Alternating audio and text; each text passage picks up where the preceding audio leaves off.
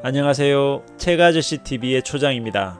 오늘 읽어드릴 책을 소개해드리겠습니다. 제목은 블링크입니다. 부제는 첫 2초의 힘이고요. 저자는 말콤 글래드웰입니다. 이분은 신문 기자이셨고 작가로 전향하셔서 발표한 6권의 책을 모두 뉴욕타임스 베스트셀러에 올린 최고의 경영 저술가로 알려지신 분입니다. 번역은 이무열님이시고요. 출판사는 21세기 북스, 그리고 2016년에 출간이 되었습니다.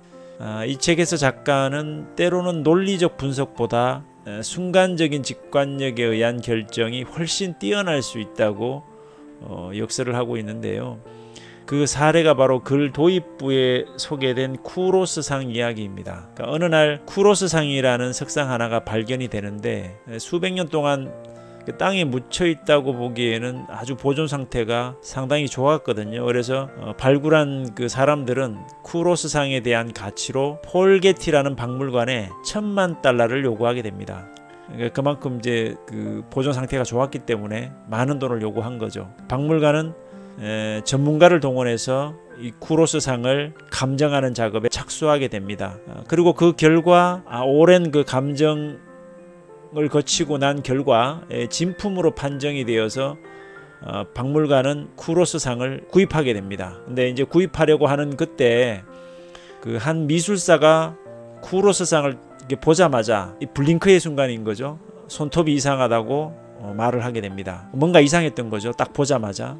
그러니까 1년 넘게 전문가들의 감정을 거쳐서 진품으로 확인이 된 것을 이 미술가는 단 몇 초도 되지 않은 그 짧은 순간에 딱 이상하다고 직감을 한 것입니다. 그리고 결국 다시 제 감정을 의뢰한 결과 가짜로 판명이 나게 됩니다. 그러니까 이 예처럼 때로는 논리적이고 신중한 것보다는 순간적인 판단이 훨씬 더 훌륭한 결과를 가져오기도 한다는 것이죠. 그리고 이 책에서 저자는 한 걸음 더 나아가서 이런 직관 능력을 어떻게 개발할 수 있는지, 그리고 그 방법들을 이제 신뢰와 더불어서 설명하면서 독자들을 블링크의 세계로 초대하고 있습니다. 그럼 지금부터 책 속으로 함께 들어가 보시겠습니다. 우리는 누군가를 처음 대면할 때, 구직을 위해 면접을 볼 때, 새로운 아이디어에 반응할 때, 긴급한 상황에서 신속하게 결정을 내려야 할 때는 뇌의 두 번째 영역을 사용한다.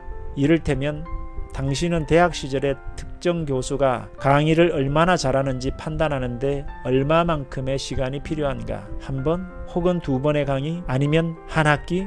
실제로 심리학자 엠버디는 학생들에게 교수 한 명당 10초 분량의 비디오 3편을 음을 소거한 채 보여주었는데 이것만으로도 학생들이 교수의 자질의 등급을 매기는데 아무런 어려움이 없다는 사실을 발견했다. 교수를 전혀 만난 적이 없는 학생들이 몇 초짜리 소리 없는 비디오를 보고도 내린 결론이 한 학기 내내 강의를 수강한 학생들이 내린 결론과 유사했다는 것이다. 바로 이것이 적응 무의식의 힘이다. 우리는 되도록 많은 정보를 모아 가능한 심사숙고하는 편이 더 낫다고 믿는다. 다시 말해 의식적인 의사결정만 신뢰한다. 하지만 서두른다고 해도 문제될 것이 없는 비상시에는 순간의 판단이나 첫인상이 세계를 파악하는 훨씬 더 나은 도구 역할을 할 때가 있다. 신속한 결정이 일면에서는 신중한 결정만큼이나 좋을 수 있다는 사실 말이다. 얇게 조각내기란 매우 얇은 경험의 조각들을 토대로 상황과 행동의 패턴을 찾아내는 우리의 무의식의 능력을 말하는데, 얇게 조각내기는 무의식을 눈부시게 만드는 빛들 중 하나다. 사람 사이의 관계는 늘 두 가지 중 하나이다. 첫째는 긍정적인 감정이 우세한 상태인데 이때는 긍정적인 감정이 성급함을 억누른다. 일종의 완충기와 같다. 배우자가 뭔가 나쁜 행동을 보일 태세면 그들은 말한다. 이 사람은 기분이 별로일 뿐이야. 반면에 부정적인 감정이 우세하면 상대가 별다른 감정이 없이 말해도 부정적으로 인식한다. 그런 상태에서는 무엇을 해도 서로에 대한 결론이 변하지 않는다. 의료과실로 인하여 고소당하는 의사들은 과연 어떤 의사들일까? 만약 당신이 보험회사의 직원이고 당신의 상사에게 의사들 중에 고소당할 가능성이 가장 큰 사람들이 누구인지 조사해 오라는 임무를 맡았다. 이 임무를 위해 당신에게는 두 가지 선택사항이 주어진다. 첫째는 의사의 훈련 과정과 자격을 조사한 다음에 지난 몇 년간 얼마나 많은 과실을 범했는지 기록을 분석하는 것. 둘째는 의사와 환자 사이에 아주 짧은 대화 한 토막을 듣는 것. 당신은 두 가지 중 무엇을 선택할 것인가? 믿거나 말거나 의사가 의료사고로 고소당할 가능성은 얼마나 많은 과실을 범하는가와 거의 관계가 없다. 의료사고 소송을 분석한 바에 따르면 기술은 뛰어난데 소송에 시달리는 의사가 있는가 하면 실수를 많이 해도 전혀 소송을 당하지 않는 의사도 있다. 환자가 소를 제기하는 경우는 조악한 진료에 상해를 입었을 때가 아니라 거기에 대해 뭔가 다른 일이 일어났을 때다. 뭔가 다른 일이란 무엇일까? 그것은 그들이 개인적으로 의사에게서 받은 대접이다. 의료사고 소송에서 거듭 반복되는 불평은 자기가 짐짝 취급받고 무시당하고 천덕꾸러기 대접을 받았다는 것에 있다. 의사결정의 질을 향상시키는 방법을 터득하기 위해서는 순간 판단의 불가사의한 본질을 인정해야 한다. 어떻게 알았는지도 모르면서 무언가를 아는 것이 가능하다는 사실을 존중하고 때로는 더 나은 결과를 이끌어낼 수 있음을 받아들이자. 사전주입의 영향은 의외로 막대하다. 언젠가 네덜란드 출신 연구자 두 사람이 두 그룹의 학생들에게 시시한 추적이라는 보드게임에서 출연한 42문항의 꽤 까다로운 문제들에 답하도록 했다. 절반한테는 사전에 5분이라는 시간을 줘서 내가 교수가 된다면 이라는 생각을 하며 마음속에 떠오르는 것이 무엇이든 적으라고 했다. 학생들은 문제의 55.6%를 맞췄다. 나머지 절반에게는 그냥 앉아서 축구 훌리건을 생각하라고 주문했다. 그들은 시시한 추적 문제의 42.6%를 맞췄다. 그렇다고 교수 집단이 축구 훌리건 집단보다 아는 게 많은 것도 아니었다. 더 총명하거나 더 집중력이 뛰어나거나 더 진지한 것도 아니었다. 그들은 단지 총명한 기분을 느꼈고 스스로 그 총명한 무언가와 결부시킴으로써 시시한 문제가 나간 바로 그 긴장된 그 순간에 문제들을 훨씬 쉽게 생각해 불쑥 정답을 내비텄다. 심리학자 클로드 스틸과 조슈아 아론슨은 대학생과 대학원 진학 표준시험인 졸업인정시험에서 가려 뽑은 20개 문항을 활용해 이와 비슷하면서도 훨씬 더 극단적인 테스트를 실시했다. 학생들에게 사전 설문지의 인종을 밝히라고 주문한 것이다. 이 단순한 행위는 흑인 학생들에게 아프리카계 미국인과 학업 성적에 관련 온갖 부정적인 전형을 사전 주입하기에 충분했고 결과 그들이 마친 문항수가 절반으로 뚝 떨어졌다. 나중에 학생들과 이야기하면서 두 교수는 어떤 요인 때문에 성적이 떨어졌냐고 물었다. 그리고 인종을 밝히라고 주문해서 괴로웠냐고 묻기도 했다. 그게 그들의 성적에 지대한 영향을 끼친 게 분명했으니까. 하지만 언제나 그들은 아니오라고 대답했다. 그들은 말하기를 난 그저 여기 있을 만큼 똑똑하지 못한 것뿐입니다 라고 대답했다.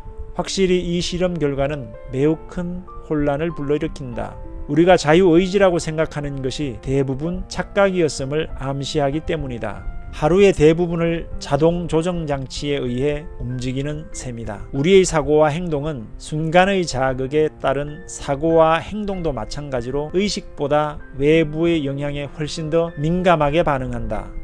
우리는 정보가 많으면 많을수록 더 나은 결정을 내리게 된다고 믿는다. 그러나 때로는 적은 정보가 더 나을 때가 있다. 오스캠프라는 연구자는 심리학자들을 모아놓고 조지프 키드라는 29살짜리 전쟁 베테랑의 사례를 생각하게 했다. 실험 첫 번째 단계에서는 키드에 관한 기본 정보만 제공했다. 그 다음에는 어린 시절에 관한 한쪽 반 분량의 키드의 고등학교와 대학교 시절의 성장 배경에 관한 두 쪽 분량의 정보를 더 주었다.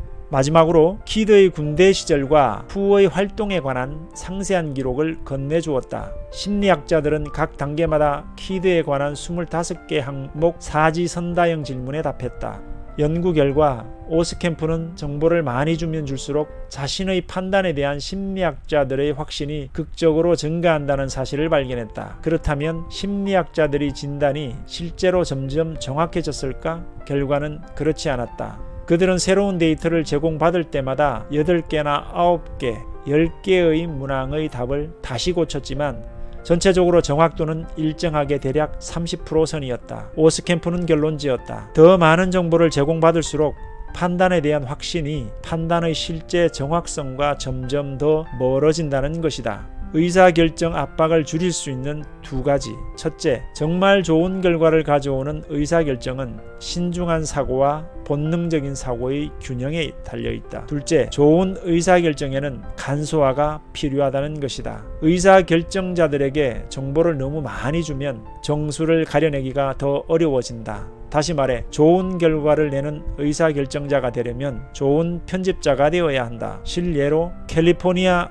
맨로파크의 고급 식품점에 시식대를 차리고 선반 위에 다양한 잼들을 올려놓았다. 어떤 때는 6종의 잼을, 어떤 때는 24종의 잼을 진열했다. 선택할 수 있는 잼의 수가 판매에 영향을 미치는지 보고 싶었던 것이다. 전통적인 경제 상식은 선택 가능성이 높을수록 물건을 살 가능성도 높아진다고 말한다. 소비자가 욕구에 딱 들어맞는 물건을 찾기가 더 쉽기 때문이란다. 그러나 이 실험에서는 정반대의 사실을 확인할 수 있었다. 잼이 6종인 부스에 멈춰선 사람들은 30%가 잼을 사간 반면 24종인 부스에 멈춰선 사람들은 겨우 3%의 잼을 사갔던 것이다. 도대체 이유가 무엇이란 말인가? 잼을 사가는 것은 순간적인 결정에서 이루어진다. 사람들은 본능적으로 난 저걸 사고 싶어 하고 자신에게 속삭인다. 그런데 선택지가 너무 많으면, 즉 무의식이 너무 많은 것을 고려해야 하면 모든 것이 마비되어 버린다.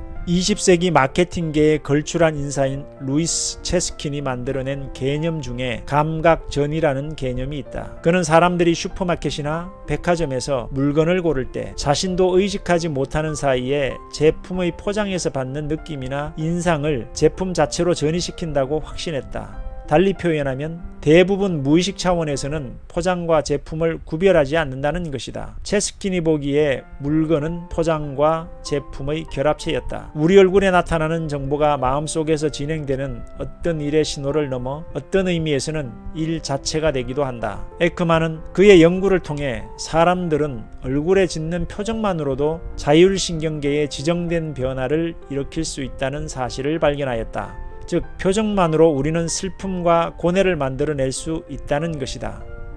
지금 당신이 눈썹을 내리고 눈 윗꺼풀을 올리고 눈꺼풀을 좁히고 두 입술을 압착시키면 화가 생성된다. 즉시 심장박동이 10에서 12회까지 올라가고 손은 뜨거워진다. 독일의 심리학자 팀은 피실험자들로 하여금 만화를 보면서 일부는 웃은 근육이 웃지 못하게 입술로 펜을 물게 했고, 일부는 강제로 웃음을 짓게 하기 위해 이로 펜을 물고 읽게 했다. 그랬더니 이로 펜을 문 사람들이 만화를 훨씬 더 재미있게 봤다는 사실이 밝혀졌다. 이런 결과들은 믿기 어려울지도 모른다. 우리는 당연히 마음으로 감정을 느낀 후에야 감정을 얼굴에 표현하거나 혹은 표현하지 않을 수 있다고 생각한다. 우리는 얼굴을 감정의 부산물로 여긴다. 그렇지만 이 연구는 과정이 반대일 수도 있다는 점을 말해준다. 얼굴에서 감정이 시작되기도 한다는 것이다. 다시 말해 얼굴은 내적 감정의 2차적 게시판이 아니다. 얼굴은 감정의 대등한 파트너다.